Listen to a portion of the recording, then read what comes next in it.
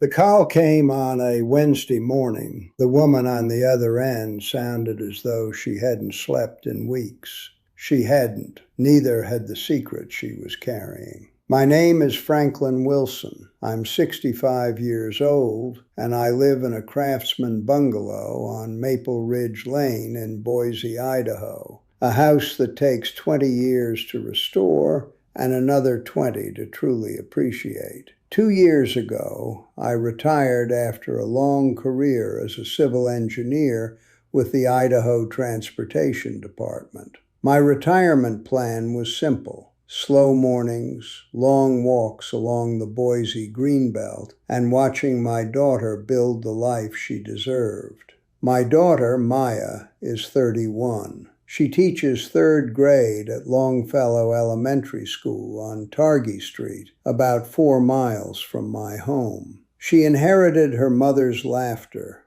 warm, effortless, and impossible to ignore, and my stubborn streak, though she'd probably deny it if she were here. Her mother, Carol, passed away from a stroke in 2019. Since then, it's been just the two of us, learning how to navigate a world that felt a little quieter and a little lonelier without her. So when Maya called one Sunday evening in late August 2024 to tell me that Derek Chambers had proposed the night before, I did what any father who has endured profound loss would do. I cried. I'm not ashamed to admit it. I sat alone in my kitchen with the phone pressed to my ear, listening to my daughter's happiness spill through every word. And I cried like a man who had been waiting a very long time for life to give something back.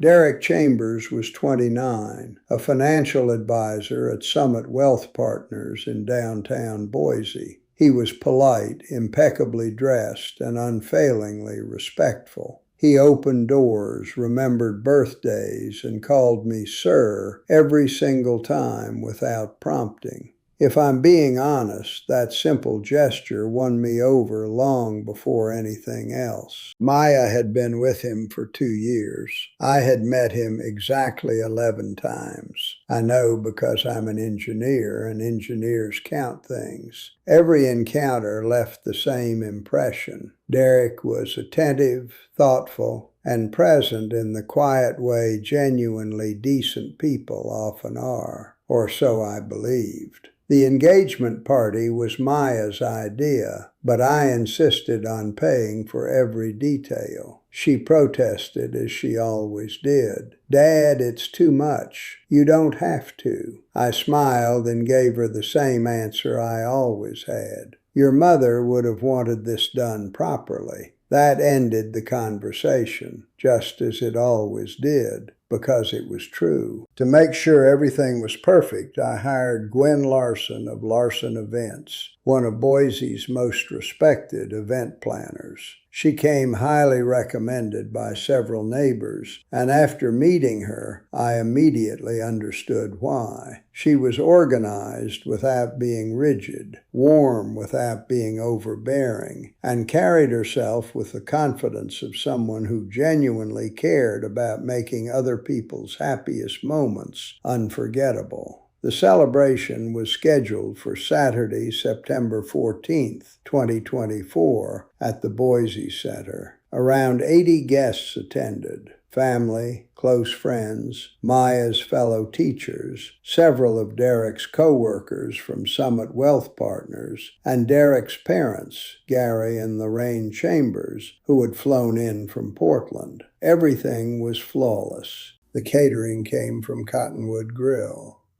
A string quartet welcomed guests during cocktail hour before a DJ took over for the evening.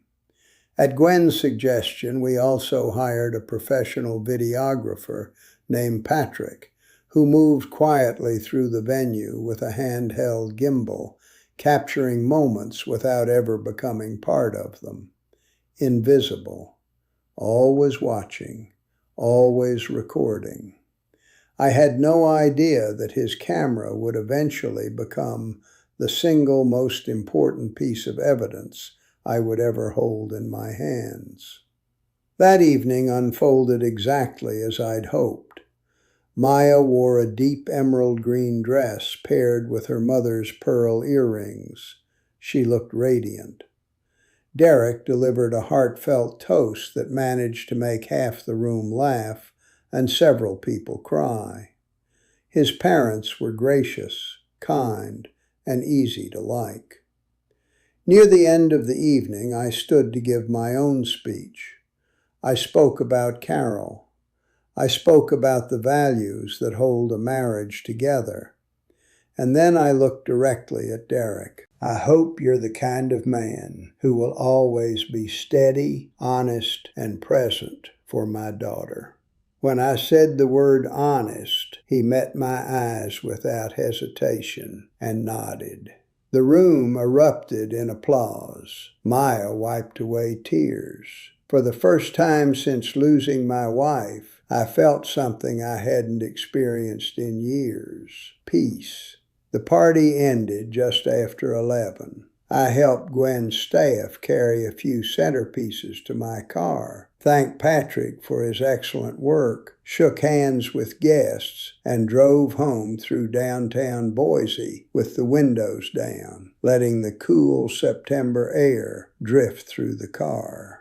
That night I went to bed believing I'd done something right. The next 3 weeks were wonderfully ordinary. Maya was happy. Derek remained attentive. They talked about apartments in Boise's North End and began planning their future together. Life moved forward exactly as it should. Then my phone rang. Wednesday, October 9th, 2024, 7:53 a.m. I was walking the Greenbelt near the Americana Bridge with a cup of coffee slowly growing cold in my hand. I didn't recognize the number, but decades of working in engineering had taught me to answer unexpected calls. Mr. Wilson? It was Gwen Larson. I recognized her voice immediately. But something was wrong. Gone was the calm confidence I'd heard throughout the wedding planning. In its place was something quieter, more cautious. The voice of someone who had spent days rehearsing a conversation she desperately wished she didn't have to make. "Gwen," I said. "Good morning. Is everything all right?" A silence followed.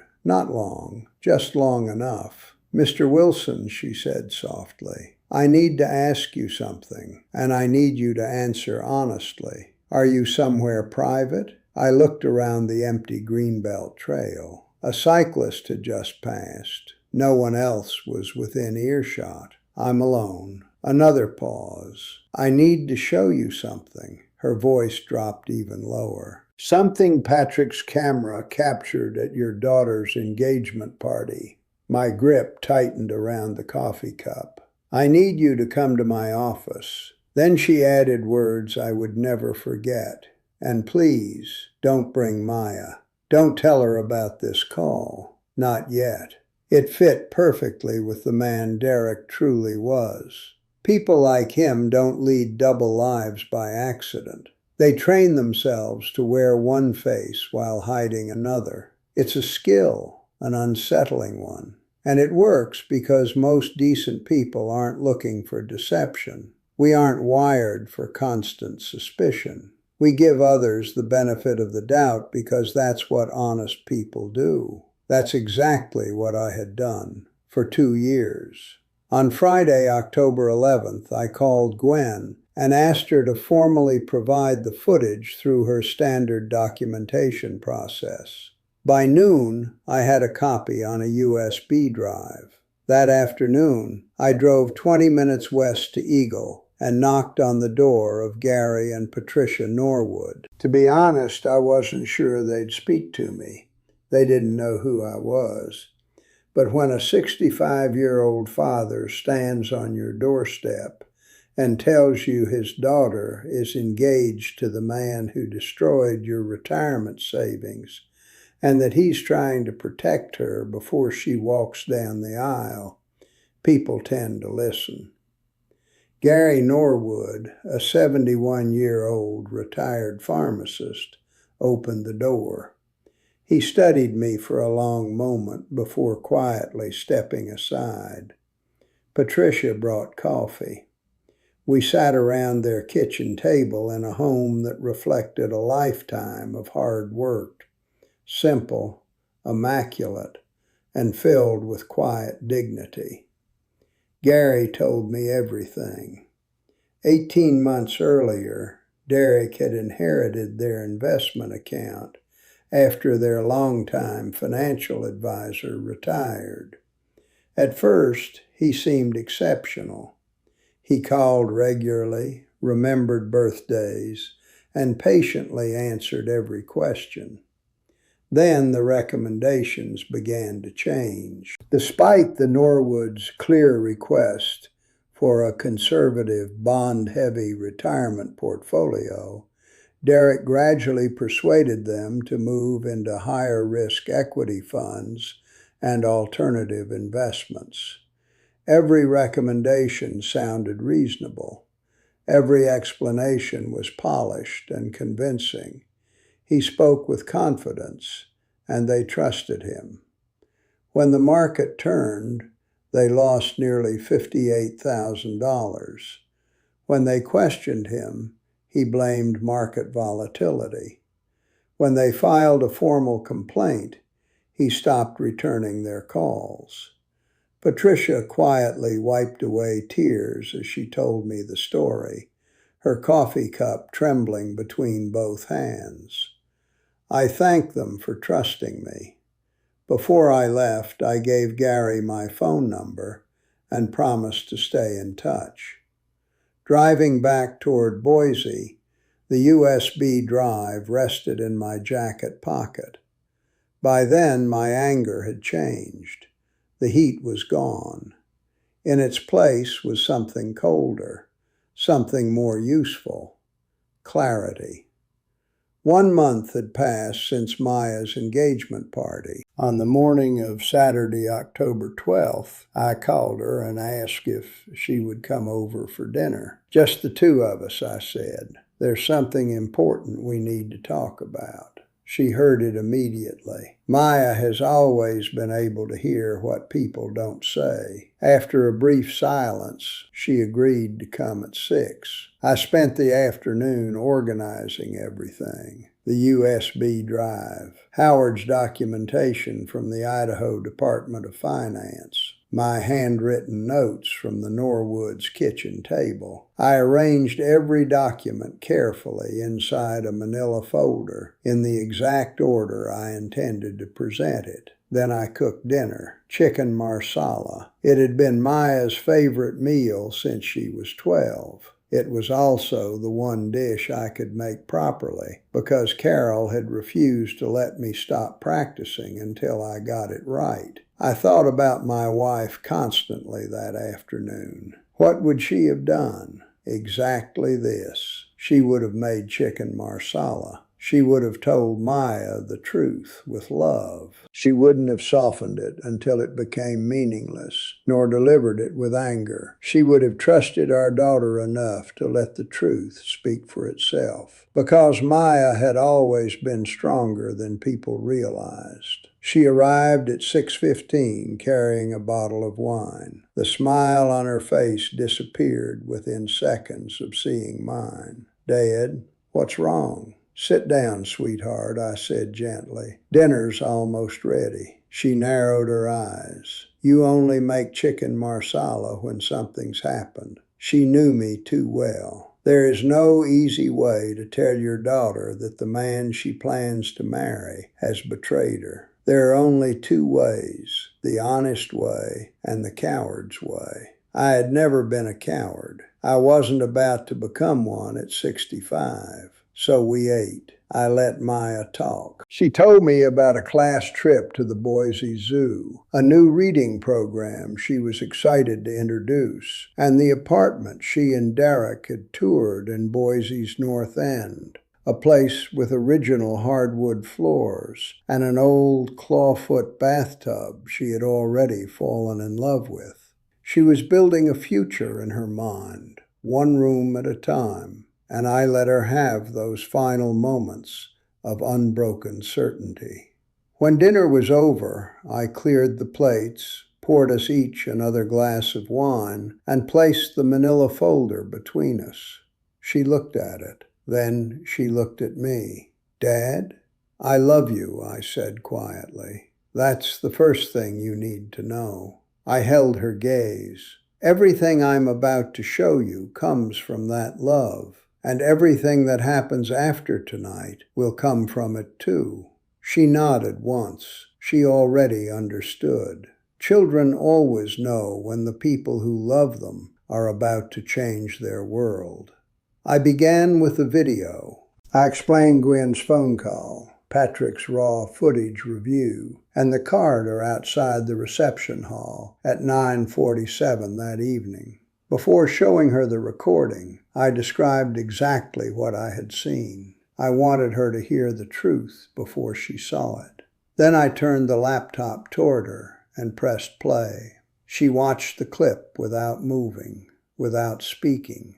When it ended, she calmly played it again.